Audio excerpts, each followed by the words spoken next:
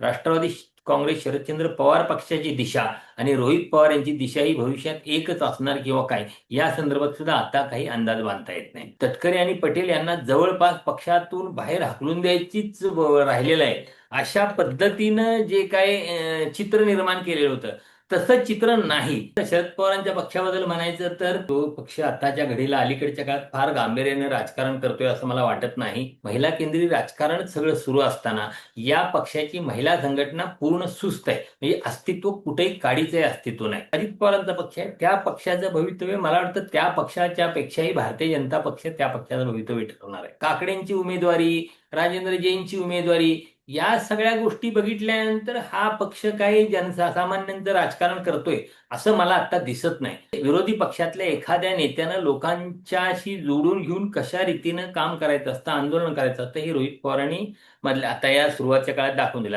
नमस्कार, मी सिद्धांत आणि लॉजिकल सिद्धांत मध्ये तुमचं अगदी मनपूर्वक स्वागत आहे. म्हणजे 10 जून हा राष्ट्रवादी काँग्रेस पक्षाचा वर्धापन दिन असतो आणि यावेळी राष्ट्रवादी काँग्रेस पक्षाचा हा 27वा वर्धापन दिन आहे. आणि गेल्या वर्षभरामध्ये अजित पवार गट असेल किंवा शरद पवार गट असेल किंवा एकंदरीत राष्ट्रवादीच्या सर्कलमध्ये अनेक मोठ्या घडामोडी घडल्या. म्हणजे अजित पवार ज्यावेळी हयात होते त्यावेळी विलिनीकरणाबाबतची चर्चा ही अंतिम टप्प्यात आलेली होती आणि अजित पवारांचं दुर्दैवी आणि दुःखद निधन झालं आणि त्यानंतरचा जो घटनाक्रम आहे म्हणजे सुनेत्रा पवार या उपमुख्यमंत्री होणं असेल किंवा त्यानंतर राष्ट्रवादीच्या अंतर्गत असलेला संघर्ष असेल, या सगळ्या घटनांबद्दल अतिशय व्यवस्थितपणे विश्लेषण होण्याची किंवा या राजकीय घडामोडी या राष्ट्रवादी काँग्रेस आणि महाराष्ट्राच्या राजकारणामधला एक इतिहास घडत असताना जो आपण बघतोय तो इतिहास घडत असतानाच्या गोष्टी आहेत आणि या गोष्टीचं नीटपणे विश्लेषण आणि भविष्याचा वेध सुद्धा घेणं गरजेचं आहे. आणि हा भविष्याचा वेध घेण्यासाठी आपल्यासोबत अतिशय अनुभवी असलेले पत्रकार म्हणजे ज्येष्ठ पत्रकार आणि विश्लेषक विजय चोरमारे सर आपल्यासोबत आहे. सर, स्वागत आहे तुमचं लॉजिकल सिद्धांत मध्ये. नमस्कार. सर, तुमचा अनुभव अनेक दशकांचा आहे आणि राष्ट्रवादीशी तुमचा अनेक दशकांचा संबंध राहिलेला आहे. तुम्ही राष्ट्रवादीचं राजकारण फार जवळनं बघितलेलं आहे. तर सध्याची राष्ट्रवादी काँग्रेसच्या दोन्ही गटाची राजकीय परिस्थिती या गोष्टीकडे कसं बघता? म्हणजे अंतर्गत कलह असतील किंवा एकीकडे शरद पवारांची राष्ट्रवादी अगदी मूर्छित पडल्यासारखी आहे, या दोन्ही गोष्टीकडे तुम्ही नीटपणे म्हणजे ज्यावेळी राजकीय परिप्रेक्ष्यात बघता महाराष्ट्राच्या, तर कसं बघता? नाही, खरं तर 27 वर्षे होत आहेत राष्ट्रवादी काँग्रेसच्या स्थापनेला. म्हणजे रौप्य महोत्सवाचा टप्पा करून राष्ट्रवादी काँग्रेस एका त्याच्या पुढची वाटचाल करायला लागलेली आहे. म्हणजे एका प्रगल्भ अशी दिशेनं वाटचाल राष्ट्रवादी करायला पाहिजे होती, करायला लागली असं म्हणता येतं. पण या टप्प्यावर 27वा वर्धापन दिन फार एका वेगळ्या आणि विचित्र परिस्थितीत साजरा करावा लागतोय पक्षाला, हे लक्षात घ्यायला पाहिजे. आता दोन्ही राष्ट्रवादी काँग्रेस पक्षांना, राष्ट्रवादी काँग्रेस शरदचंद्र पवार पक्षाने आणि दुसरा राष्ट्रवादी काँग्रेस पक्ष जो अजित पवारांच्या नेतृत्वाखाली काम करत होता आणि आता सुनेत्रा पवारांच्या नेतृत्वाखाली काम करतोय. सगळ्यात महत्वाचं म्हणजे यातला सगळ्यात मोठा फरक आहे तो म्हणजे अजितदादांचं अचानक जाणं. म्हणजे 28 जानेवारीला जो दुर्दैवी विमान अपघात झाला त्यात अजितदादा अचानक त्यांचं निधन झालं आणि त्यानंतर राष्ट्रवादी काँग्रेसचं सगळं राजकारणच बदलून गेलं.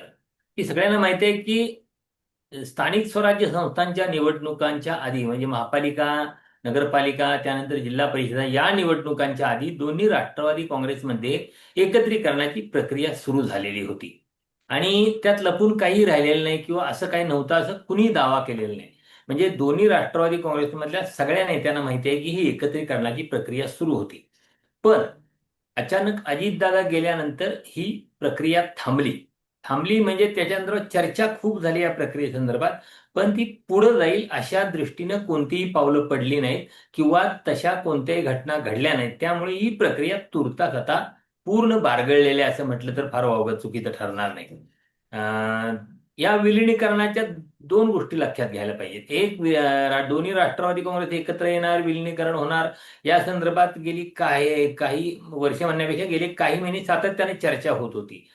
शरद पवार यांनी सुद्धा एकदा एका पत्रकार परिषदेत अनौपचारिकरित्या पत्रकारांशी बोलताना सांगितलं होतं की बाबा आता जी नवीन पिढी आहे राष्ट्रवादीतली ती त्या संदर्भात निर्णय घेईल. म्हणजे मध्ये शरद पवारांची राज्यसभेची मुदत संपल्यानंतर पवार राजकारणातून निवृत्त होतील आणि ते सगळी सूत्र नव्या पिढीकडे देतील आणि त्यांचं भवितव्य त्यांनी ठरवावं असा त्यांचा त्या पाठीमागचा उद्देश होता. पण दरम्यानच्या काळात काही राजकीय घडामोडी घडत होत्या आणि अजितदादा पवार यांनाच लक्षात यायला लागलेलं होतं की आपण स्वतंत्र राहिलो तर आपण या सध्या भारतीय जनता पक्ष ज्याप्रमाणे एक आक्रमक राजकारण करतोय, सगळे मित्र पक्ष आपले सहकारी पक्ष यांना संपवायचा प्रयत्न करतोय, त्यात आपला निभाव लागणार नाही. म्हणून मग त्यांच्याकडून तो एक एकत्रीकरणाचा प्रस्ताव आलेला होता.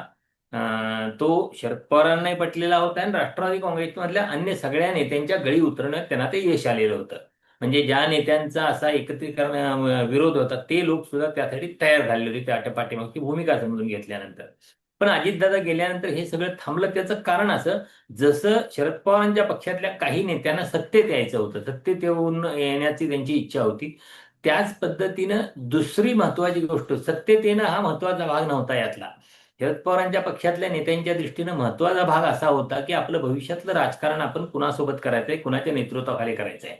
कारण शरद पवार यांचं वय पाहता आणि एकूण त्यांची सक्रियता राजकारणातली कमी झाली आहे, हे पाहता आपल्याला उद्याचं एक नेतृत्व निश्चित करावं लागणार आहे. नैसर्गिक न्यायानं किंवा स्वाभाविकपणे या पक्षाचं नेतृत्व सुप्रिया सुळे असायला हवं होतं. कारण ज्यावेळी एकत्रित राष्ट्रवादी काँग्रेस असताना त्यांच्याकडे कार्याध्यक्षपदाची धुरा दिलेली होती आणि ती कार्याध्यक्षपदाची धुरा दिल्यानंतर त्यानंतरच्या अध्यक्ष असतील असं एक चित्र स्पष्ट दिसत होतं. पण त्यानंतरच्या काळात सुद्धा सुप्रिया सुळे यांनी राज्याच्या राजकारणात रस दाखवलेला नाही. त्यांना त्यांचं दिल्लीतलं राजकारणच करायचं आहे, त्यांना संसदेतच काम करायचं हे स्पष्ट झालेलं आहे. आणि जे महाराष्ट्राच्या पातळीवरचं म्हणजे ग्राउंड लेवलचं राजकारण आहे ते करायचं नाही, हे त्यांनी कृतीतून आपल्या स्पष्टपणे ते. त्यामुळे अशा परिस्थितीत आपलं पुढचं राजकारण हे, पुढचा नेता कोण असू शकतो, तर सरसकट सगळ्यांना मान्य होणारा नेता, शरद पवारांच्या नेतृत्वाखाली काम करणाऱ्या लोकांचा नेता काही देवेंद्र फडणवीस होऊ शकत नाही किंवा एकनाथ शिंदे होऊ शकत नाही. स्वाभाविकपणे सगळ्यांना अजितदादांच्या नेतृत्वाखाली काम करायचं होतं. त्याच वेळी अजितदादांच्याकडून हा विलिनीकरण एकत्रीकरणाचा प्रस्ताव आलेला होता आणि त्यामुळे या सगळ्यांनी तयारी दर्शवली होती आणि जिल्हा परिषदांच्या निवडणुकाच्या नंतर हे सगळं घडणार होतं. दुर्दैवानं अजितदादा गेले आणि त्यानंतर मग सगळ्याच या गोष्टी बाजूला राहिल्या. त्या पार्श्वभूमीवर आता हा 27वा पक्षाचा वर्धापन दिन होतोय. म्हणजे 28 जानेवारीला अजितदादा गेले आणि 10 जूनला हा वर्धापन दिन होतोय. म्हणजे साधारण 5.5 महिन्यात हा वर्धापन दिनाचा प्रसंग आलेला आहे. राष्ट्रवादी काँग्रेसला म्हणजे सुनेत्रा वहिनींच्या नेतृत्वाखालच्या पक्षाला तर अजितदादांच्या शिवाय हा वर्धापन दिन साजरा करायचा आहे. आणि शरद पवारांच्या पक्षात सुद्धा परिस्थिती वेगळी नाही. अजितदादा नसताना त्यांच्याकडेही साधारण तशीच परिस्थिती आहे. आणि आता त्यांना पुढची दिशा ठरव एक स्पष्ट आहे की हा सुनीत्रा वहिनींच्या नेतृत्वाखालचा राष्ट्रवादी काँग्रेस पक्ष हा भारतीय जनता पक्षासोबत आहे. मी सुनील तटकरे सुरुवातीपासून सांगितलेलं, आम्ही एनडीएचा घटक पक्ष आहोत, आम्ही एनडीए मध्ये आहोत, आम्ही महायुतीमध्ये आहोत. त्यामुळे आम्हाला ही भूमिका आता बदलता येणार नाही. भूमिका बदलायची असेल तर शरद पवारांच्या पक्षाने बदलावी लागेल. आणि त्यानुसार आता मग हे एनडीए सोबत राहिल्यानंतर, एनडीए सोबत असल्यामुळे भविष्यातलं यांचं राजकारण काय असू शकतं, कसं असू शकतं, याबाबत आता तिथल्या कुणालाही अंदाज नाही. म्हणजे आता सुनेत्रा पवारांच्या नेतृत्वाखालच्या राष्ट्रवादी काँग्रेसचं भवितव्य या पक्षाचे नेते ठरवणार आहेत की भारतीय जनता पक्षाचं दिल्लीतलं नेतृत्व त्या संदर्भातलं काही पुढची दिशा ठरवणार आहे, हे नजीकच्या काळातच त्याचं उत्तर मिळेल. आता त्या संदर्भात आपल्याला काही अंदाज बांधणं थोडं घाईचं ठरेल असं मला वाटतं. तीच परिस्थिती शरद पवारांच्या पक्षाची आहे. म्हणजे अजितदादा गेल्यानंतर साधारण 3-4 महिने हा पक्ष कुठंच काहीच नव्हतं, हालचाल नाही, संघटनात्मक पातळीवर सुस्तावलेलं, सगळे मग विलीनीकरण होणार नाही ह्या ह्याच्यातच सगळे अडकून पडलेले. आणि कुठलंही ग्राउंड लेवलला इतकं सरकारच्या विरोधात एवढा प्रचंड असंतोष असताना काही तिथं काम होत नव्हतं. पण गेल्या महिन्याभरात पुन्हा पक्षानं संघटनात्मक बांधणी सुरू केलेली आहे आणि आपल्याला विरोधात काम करायचं आहे, हे त्यांनी एक आपली भूमिका, आपली दिशा स्पष्ट केलेली आहे. आता इथं प्रश्न असा आहे की हे सगळं पक्षाच्या पातळीवर स्वतंत्र सुरू असताना रोहित पवार यांनी मात्र आपलं काम पक्ष सुस्तावलेल्या अवस्थेत होता त्यावेळी सुद्धा थांबवलेलं नव्हतं. ते वेगवेगळ्या पातळीवर सक्रिय होते. म्हणजे अगदी अजितदादांच्या विमान अपघाताचा विषय ज्या पद्धतीने त्यांनी लावून धरला, ज्या पद्धतीने त्याचा फॉलोअप घेतला आणि नंतर सुद्धा महाराष्ट्रात ज्या ज्या महत्वाच्या घटना घडल्या, घडामोडी घडल्या, त्या ते त्या प्रत्येक ठिकाणी पोहोचलेले आहेत आणि त्या ठिकाणी त्यांनी स्वतंत्रपणे भूमिका घेतली आहे. त्यामुळे त्यांनी आपल्या राजकारणाची दिशा स्पष्ट केली आहे. अर्थात राष्ट्रवादी काँग्रेस शरदचंद्र पवार पक्षाची दिशा आणि रोहित पवार यांची दिशा ही भविष्यात एकच असणार किंवा काय, या संदर्भात सुद्धा आता काही अंदाज बांधता येत नाही. सर, हा प्रश्न मी नंतर विचारणार होतो, पण तुमच्या बोलण्यात त्याचा शेवट आला म्हणून हा प्रश्न मी तुम्हाला लगेच विचारतो की गेल्या काही काळामध्ये रोहित पवारांचे काही इंटरव्ह्यू झाले आणि तुमचा पक्ष जर भाजपसोबत गेला किंवा जाऊ शकतो अशी चर्चा राजकीय वर्तुळात आहेत, आणि त्यानंतर तुमची काय भूमिका असेल, तर माझी भूमिका वेगळी असेल असं रोहित पवारांनी अगदी ठसठशीत आणि स्पष्ट शब्दामध्ये सांगितलेलं आहे. तर रोहित पवार कुठंतरी काँग्रेसची जवळीक साधण्याचा प्रयत्न करताय, किंवा त्यांची भविष्यातली राजकीय वाटचाल ही काँग्रेसच्या वाटेवर असू शकते असं सध्या बोललं जात आहे. या गोष्टीकडे कसं बघता तुम्ही? ही गोष्ट खरी आहे, कारण रोहित रोहित जे मध्ये काही इंटरव्ह्यू झाले त्या इंटरव्ह्यूमध्ये रोहित पवारांनी स्पष्ट केले की मी भारतीय जनता पक्षासोबत जाणार नाही. आता जो आमचा पक्ष आहे तो भारतीय जनता पक्षासोबत गेला तर मी त्यांच्यासोबत तिकडे जाणार नाही, माझी वाट स्वतंत्र राहील. स्वाभाविकपणे त्यांच्यासाठी पर्याय एकच उरतो, तो म्हणजे स्वतंत्रपणे एक वेगळ्या पक्षाची निर्मिती करून स्वतःचा एक पक्ष चालवणे, किंवा काँग्रेस सोबत जाऊन काँग्रेसच्या प्रवाहात राहून काम करणे. आता त्या संदर्भात सुद्धा त्याचं उत्तर मिळण्यासाठी आपल्याला एक 5-6 महिने थांबावं लागेल. पण आताच चित्रपट आहे ज्या पद्धतीनं या सगळ्या विमान अपघाताच्या प्रकरणात त्यांनी राहुल गांधींची त्यांची साधलेला संपर्क, त्यांच्याशी त्यांची निर्माण झालेली जवळीक, त्यानंतर कर्नाटक सरकारनं त्यांच्या मागणीला प्रतिसाद देणं, डी.के. शिवकुमार यांच्याशी त्यांची झालेली भेट, आणि कर्नाटकमध्ये त्या या विमान अपघाताच्या संदर्भात गुन्हा एफ.आय.आर. दाखल होणं, या सगळ्या गोष्टी बघता त्यांची काँग्रेसची जवळीक वाढायला लागलेली हे स्पष्टच आहे. पण याचा अर्थ ते काँग्रेसमध्ये जातील आता त्या संदर्भात काहीतरी अंदाज मानणं मला वाटतं पुन्हा म्हणेन मी घाईचं ठरेल. पण त्यांची दिशा त्याच बाजूने त्यांची वाटचाल आहे असं मला वाटतं. तर अजित पवारांच्या राष्ट्रवादीबद्दल आपण बोलत होतो, तर अजित पवारांच्या निधनानंतर सुनील तटकरे आणि प्रफुल्ल पटेलांनी पुढाकार घेत सुनेत्रा पवारांना उपमुख्यमंत्री केलं, राष्ट्रीय अध्यक्ष केलं. पण आता कुठंतरी संघर्षाचे ढग दिसायला लागलेत. म्हणजे पार्थ पवार विरुद्ध सुनील तटकरे आणि प्रफुल्ल पटेल असा थेट संघर्ष आहे असं अनेकदा दिसून येतं, आणि राष्ट्रवादी काँग्रेस अजित पवार गट हा त्यासाठीच बातम्यांमध्ये असलेला आपल्याला गेल्या काही काळामध्ये दिसतो. तर या संघर्षाचा शेवट कसा होईल असं वाटतं? म्हणजे कोण कुणाचं नेतृत्व स्वीकारेल? नाही नाही, एक गोष्ट स्पष्ट आहे की राष्ट्रवादी काँग्रेस अजित पवारांचा जो पक्ष होता त्या पक्षाच्या नेत्या आता सुनेत्रा पवार आहेत. त्या पक्षाच्या राष्ट्रीय अध्यक्ष आहेत, त्या राज्याच्या उपमुख्यमंत्री आहेत. म्हणजे सरकारच्या पातळीवरचं नेतृत्व त्यांच्याकडे आहे आणि संघटनात्मक पातळीवरचं नेतृत्व सुद्धा त्यांच्याकडे आहे. पण संघटनात्मक पातळीवर जे महत्वाचे निर्णय घेतले जातात ते पार्थ पवार यांच्या म्हणण्यानुसार घेतले जातात असं बोललं जातं, आणि तसे संकेत सुद्धा गेल्या काही काळातल्या निर्णयांच्यावरून आपल्याला दिसून येतं. पण एक गोष्ट लक्षात घ्या, म्हणजे एक 3 आठवड्यापूर्वी किंवा महिन्यापूर्वी सुनील तटकरे आणि प्रफुल्ल पटेल हे पक्षातून बाजूला फेकले गेले आहेत. ते आता त्यांचं काही पक्षात अस्तित्व उरलेलं नाही, अशी चर्चा 3 आठवड्यापूर्वी सुरू होती. आणि आता गेल्या 2-4 दिवसात सुनील तटकरे यांचा मुलाला अनिकेत तटकरेला कोकण विभागातली उमेदवारी मिळाली, तो विधान परिषदेवर बिनविरोध निवडून आला. इकडं राज्यसभेची जी खासदारकी होती सुनेत्रा पवार यांच्या नंतरची, ती प्रफुल्ल पटेल यांनी आपल्या निकटवर्त्याला मिळवून दिली. याचा अर्थ या दोन्ही नेत्यांनी पक्षामधलं आपला जो से आहे तो अजून त्यांना त्यांच्या म्हणण्याला तेवढंच महत्व आहे, आणि ते म्हणजे पक्ष त्यांनी ताब्यात घेतलाय, पक्षावर त्यांचा कंट्रोल आहे असं म्हणता येत नाही.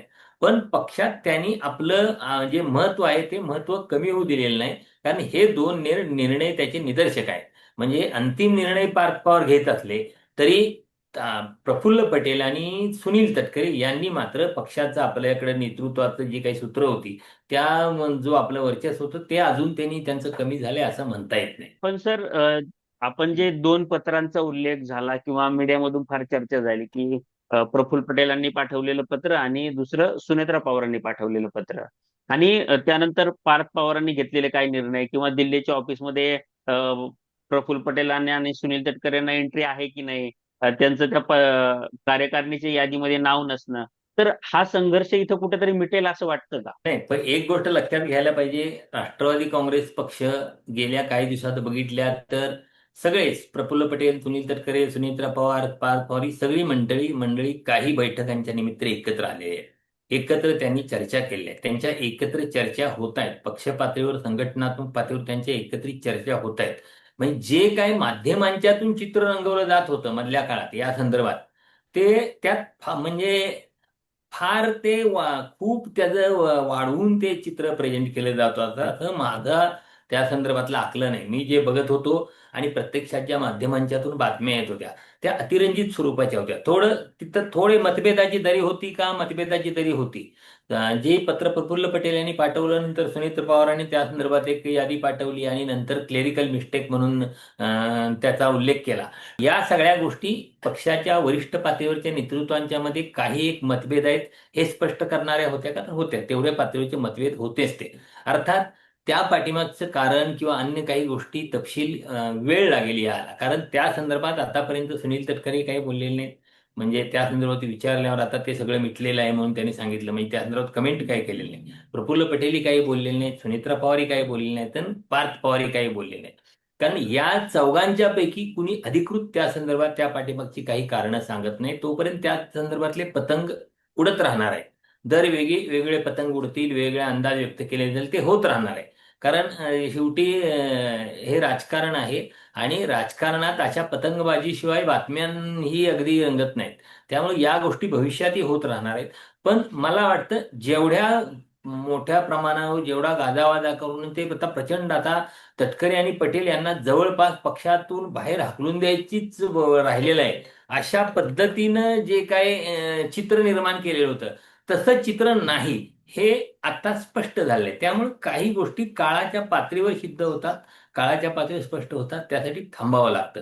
लगेच त्या संदर्भात प्रतिक्रिया देणं म्हणजे उगीच ते अनावश्यक ठरतं आणि त्यातून काही साध्य होत नाही. सर, रोहित पवारांच्या ज्या इंटरव्ह्यूचा आपण उल्लेख केला किंवा त्या आधीच्या त्यांच्या पत्रकार परिषदा आपण बघितल्या, तर त्यांनी दोन दावे केले. त्यातला एक मोठा दावा होता की राष्ट्रवादी काँग्रेसमधले 22 आमदार हे भाजपसोबत जाणार आहेत. आणि यानंतर राष्ट्रवादी काँग्रेस म्हणजे जो अजित पवारांचा गट आहे, त्या गटाचं 2029च्या निवडणुकीमध्ये काय अस्तित्व असणार आहे याबद्दल चर्चा व्हायला सुरुवात झाली होती.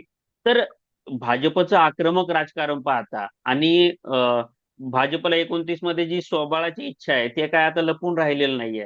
तर ती स्वबळाची इच्छा पाहता राष्ट्रवादी काँग्रेस अजित पवार गटामध्ये काही फूट होऊ शकते असं तुम्हाला वाटतं? हे बघा, आत्ता त्या संदर्भात अंदाज वर्तवणं घाईत ठरेल. पण एक गोष्ट स्पष्ट आहे, भारतीय जनता पक्षाला जर स्वबळावर 2029ची निवडणूक लढवायची आहे तर जिथं जिथं आपल्याकडं आता सक्षम उमेदवार नाही आणि असे उमेदवार कोणत्या पक्षात आहेत, अजितदादांच्या पक्षात किती आहेत, एकनाथ शिंदेच्या पक्षात किती आहेत, उद्धव ठाकरेंच्या पक्षात किती आहेत, शरद पवारांच्या पक्षात किती आहेत आणि त्यातल्या आपल्याकडे येणारे कोण असतील, जेणेकरून ते उमेदवार घेतल्यानंतर त्यांची ताकद आणि भारतीय जनता पक्षाची ताकद याचं गणित होऊन ती जागा भारतीय जनता पक्षाच्या चिन्हावर निवडून येऊ शकेल. आणि भारतीय जनता पक्षाला आतापर्यंत स्वबळावर जे बहुमत मिळत नव्हतं त्या बहुमताच्या आकड्यापर्यंत पोहोचता येईल अशा पद्धतीचं काही भारतीय जनता पक्षाचे अंदाज आहेत. आणि त्यानुसार भारतीय जनता पक्ष नक्कीच प्रयत्न करेल. आणि अर्थात ते मला वाटतं लोकसभा निवडणुका झाल्यानंतरच होईल. कारण आता दरम्यानच्या काळात 2.5-3 वर्ष कुठलीही निवडणूक नाही. त्यामुळे अशी कुठलीही निवडणूक नसताना आता अजितदादा गेले असताना अजितदादांचा पक्ष फोडणं त्याचा भारतीय जनता पक्षावर खूप त्याच्या संदर्भात तीव्र प्रतिक्रिया येतील आणि भारतीय जनता पक्षाला त्याची किंमत मोजावी लागेल. हे एवढं भारतीय जनता पक्षाच्या नेत्यांना एवढं राजकारण कळतं. त्यामुळे ते आत्ता काही घाई करणार नाहीत. हे काही गोष्टी आता लोकसभा निवडणुकीच्या आधी कुठल्या गोष्टी होत आहेत आणि लोकसभा निवडणुकीच्या नंतर विधानसभा निवडणुकीच्या आधी काय होत आहेत हे बघावं लागेल. कारण पुन्हा भारतीय जनता पक्षातही लोकसभेची गणितं ही सुद्धा महत्वाची आहेत. लोकसभेच्या आधी आपल्या मित्रपक्षांना दुखावणं म्हणजे आपला त्या निवडणुकीचा काहीच अंदाज नसताना या मित्रपक्षांना दुखावणं मला वाटतं ते धाडस भारतीय जनता पक्ष करणार नाही. शक्यतो लोकसभा निवडणुकीच्या नंतर ज्या काही घडामोडी घडायच्या असतील त्या लोकसभा निवडणुकीच्या नंतरच घडतील. सर, या इंटरव्ह्यूच्या शेवटाकडे येताना मला तुम्हाला एक प्रश्न विचारायचा आहे. म्हणजे वर्धापन दिन असतो त्यावेळी आपण भविष्याचा वेध पण घेत असतो. तर या दोन्ही गटांचं भविष्यातलं राजकारण कसं असेल हे मला तुम्हाला विचारायचं, कारण की सुप्रिया सुळे या काही स्थानिक राजकारणामध्ये किंवा महाराष्ट्राच्या ग्राउंड लेवलला संघटनात्मक बांधणीमध्ये काही सक्रिय होताना दिसत नाहीत. आणि दुसरीकडं अजित पवारांच्या राष्ट्रवादीमध्ये नेतृत्व बदल होतोय, खांदेपालट होतोय. पार्थ पवारांसारखं नवखं नेतृत्व पक्षाची धुरा सांभाळताना दिसतंय. तर 29च्या किंवा लॉंग टर्मच्या राजकारणामध्ये या दोन्ही पक्षांचं भवितव्य कसं असणार आहे, म्हणजे राजकीय भवितव्य? कारण की एकेकाळी हा पक्ष महाराष्ट्रातला सर्वात मोठा पक्ष म्हणून उदयास आला होता. तर 29 असेल, 34 असेल किंवा एकंदरीत भविष्यातलं राजकारण असेल, तुम्ही या दोन पक्षांचं राजकारण कसं बघता? पहिली गोष्ट, शरद पवारांच्या पक्षाबद्दल म्हणायचं तर त्या पक्षाकडे काही फार गांभीर्यानं राजकारण केलं जातं. तो पक्ष आताच्या घडीला अलीकडच्या काळात फार गांभीर्यानं राजकारण करतोय असं मला वाटत नाही. कारण तिथं फक्त आपले आसपासचे जवळपासचे लोक सांभाळणं, त्यांची पदं सांभाळणं एवढंच तिथं प्राधान्य तिथं दिलेलं दिसतंय. म्हणजे तिथली महिला संघटना म्हणजे सगळं महिला केंद्रीय राजकारण राज्यभरात गेले साधारण वर्षे दीड वर्षापासून असं ऐरणीवर असताना की तेच महिला केंद्रीय राजकारणच सगळं सुरू असताना या पक्षाची महिला संघटना पूर्ण सुस्त आहे. म्हणजे अस्तित्व कुठेही काडीचे अस्तित्व नाही. सगळ्या देशभरात जेनझीचं राजकारण सुरू असताना या पक्षाची युवक संघटना आणि या पक्षाची विद्यार्थी संघटना या दोन्हीही पूर्ण झोपलेल्या संघटना आहेत.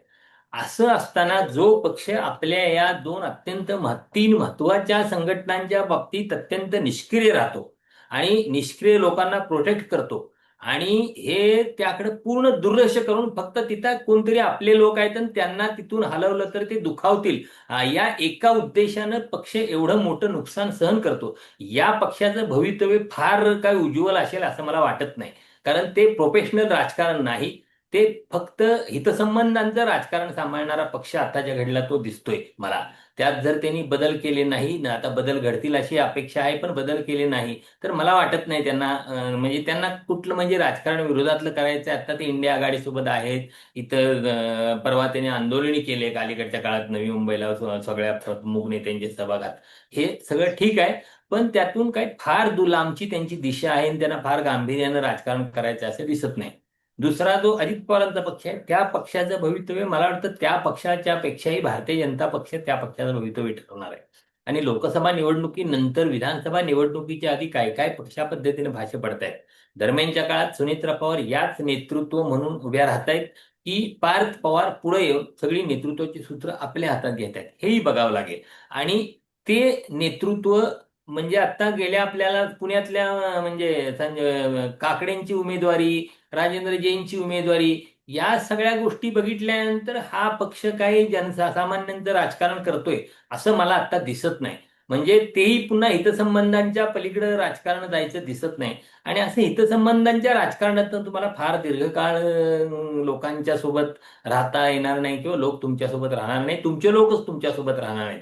जर तिथल्या पक्षासाठी संघर्ष करणाऱ्या, कष्ट करणाऱ्या, सातत्यानं दीर्घकाळ पक्षासोबत राहिलेल्या लोकांना जर वाटत असेल आता फक्त पैसेवाल्यांचं राजकारण सुरू झालंय आणि आपल्याला इथे जागा नाही आणि ते जर अन्य पर्याय शोधायला लागले तर अवघड होऊन बसेल. आणि ह्या गेल्या काही आठवड्यातल्या घटना घडामोडींनी तसे संकेत दिलेले आहेत. ते मोठ्या प्रमाणावर कार्यकर्त्यांच्या तिथल्या दुसऱ्या तिसऱ्या फळीतल्या नेत्यांच्यात नाराज आहे. मला वाटतं हे सगळं कसं दुरुस्त होतं. आता अजून खूप महामंडळाच्या नियुक्त्या वगैरे बऱ्याच गोष्टी आहेत सरकारच्या पातळीवरच्या, त्यातून सामान्य कार्यकर्त्यांना कसा न्याय दिला जातो यावर मला वाटतं पुढचं भवितव्य राहील. कारण तुमचा संघर्ष करणारा, पक्षासाठी पुढे येऊन ती जोखीम घेणारा तुमच्याकडे नेता कार्यकर्ता असेल तरच पक्ष पुढे चालू शकेल. केवळ सत्ता उभवणाऱ्या नेत्यांच्या माध्यमातून पक्ष चालू शकत नाही. ते त्यांचा त्यांचा मतदारसंघ सांभाळतात, आपले आपले हितसंबंध सांभाळतात. पण या संघर्ष करणाऱ्या कार्यकर्त्यांना बळ दिलं तर काहीतरी एक भवितव्य राहील असं मला वाटतं. नाहीतर काही भवितव्य असण्याचं काही कारण नाही. इंटरव्ह्यूच्या शेवटाकडे येताना असं मी म्हणालो असलो तरी पण तुम्ही जो उल्लेख केला की हितसंबंधांचं राजकारण आहे किंवा रस्त्यावर येऊन लढण्याची इच्छा नाहीये किंवा तशी इच्छाशक्ती ते कोणतीच संघटना म्हणजे विद्यार्थी संघटना, महिला संघटना किंवा फादर बॉडी कुणीही दाखवत नसताना रोहित पवार एकटे लढतायत. मला त्याबद्दल तुम्हाला एक नाही नाही, स्पेशल फादर प्रश्न विचारायचा. बॉडीमध्ये एक लक्षात घ्या, शशिकांत शिंदे यांच्यासारखा चांगला प्रदेशाध्यक्ष त्यांच्याकडे आहे, जो निष्ठावंत आहे, आक्रमक आहे. पण कसं आहे, त्याला एखाद्या स्पर्धकाला हातपाय बांधून रनिंग स्पर्धेत उतरल्यासारखं त्यांची अवस्था झालेली आहे. त्यामुळे ते तिथं सगळे वादीचे दिग्गज आहेत, ते दिग्गज त्यांना काय फार मोकळेपणानं काम करू देत आहेत असं मला वाटत नाही. त्यामुळे ती त्यांची अवस्था आहे. रोहित पवार काम करतायत पण ते पक्षाचं तिथं बॅनर कमी दिसतंय, रोहित पवार हा ब्रँड तिथे दिसतोय.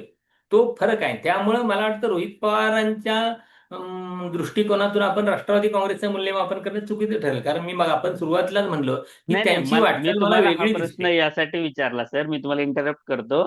पण हा प्रश्न मी तुम्हाला यासाठी विचारला की एकूणातच चित्र बघितलं तर रोहित पवार हे एकटेच प्रत्येक मुद्द्यावर लढताना दिसत आहेत, त्यामुळे स्पेसिफिकली विचारलं. नाही, मला लक्षात आलं नाही प्रश्न काय विचारला. प्रश्न असा होता की रोहित पवार एकटेच लढताना आपल्याला दिसत आहेत. तर रोहित पवारांचं भविष्यातलं राजकारण म्हणजे कसं बघता तुम्ही राजकीय भवितव्य म्हणून? कारण की दोन्ही रोहित राष्ट्रवादीमध्ये पवार प्रत्येक मुद्द्याला महाराष्ट्राच्या ऍड्रेस करणारे राजकारणात ते एकटेच आहेत. हा, महाराष्ट्राच्या राजकारणात एकूण महाराष्ट्रात आजच्या घडीला गंभीरपणे राजकारण करणारे राजकारणी म्हणून आपल्या रोहित पवारांच्याकडे बघता येतं.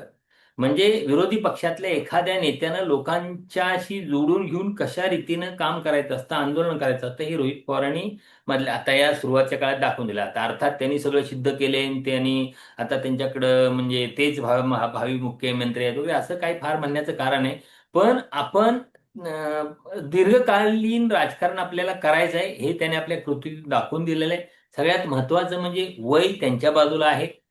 पक्ष उभा करण्यासाठी, पक्ष संघटना बांधण्यासाठीची जी आर्थिक ताकद लागते ती आर्थिक ताकद त्यांच्याकडे आहे. आणि सगळ्यात महत्वाचं म्हणजे रस्त्यावर उतरून संघर्ष करण्याची जी तयारी लागते अखंडपणे, जे 12 महिने 24 तास राजकारणाची जी अलीकडचा पॅटर्न आहे त्या पॅटर्न मध्ये ते फिट बसतात. त्यामुळं रोहित पवार यांचं राजकीय भवितव्य निश्चितच उज्ज्वल आहे. अर्थात ते राष्ट्रवादी शरदचंद्र पवार पक्षाचे नेते म्हणून असेल की काँग्रेसचे नेते म्हणून असेल याचं उत्तर आपल्याला काळ देईल. सर, तुमच्याशी बोलून खूप छान वाटलं. म्हणजे तुम्ही राष्ट्रवादीतली सध्याची परिस्थिती आणि भविष्याचा वेध या सगळ्या गोष्टींचं अतिशय स्पष्टपणे आणि समर्पक विश्लेषण आम्हाला केलं. आणि कोणतीही तुम्ही भीडभाड बाळगत नाही बोलताना. हा तुमचा जो नेहमीचा बाणा असतो, जो आम्ही मीडियामध्ये बघत असतो, तो आता सुद्धा मला अनुभवायला मिळाला. तुम्ही वेळ दिलात. तुम्ही तुमच्या व्यस्त शेड्यूल मधून अगदी आमच्याशी बोललात त्याबद्दल खूप खूप आभार. धन्यवाद.